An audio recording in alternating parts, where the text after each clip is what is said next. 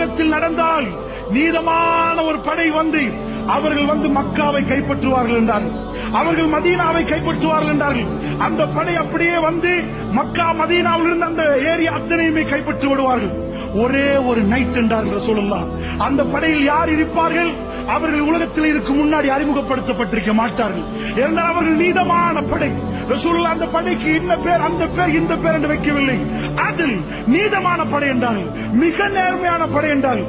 அவர்கள் வந்த உடனேயே கஅபத்துல்லாஹ் அங்கே அவர்கள் இருப்பார்கள். இரவு நேரம் ஒரே ஒரு நைட் அதாவது மக்காம இப்ராஹிமுக்கும் ஹஜருல் அஸ்வதுக்கும் இடைப்பட்ட இடத்திலே அவர் இமாம் மஹ்தி அவரை தேர்ந்தெடுத்துக் கொள்வார்கள்.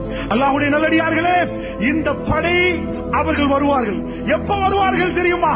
இவர்கள் வந்த உடனே மதீனா ஹை செக்யூரிட்டி ஜோன், மதீனாவிலே இருந்து தான் படைகள் உலகம் எங்கும்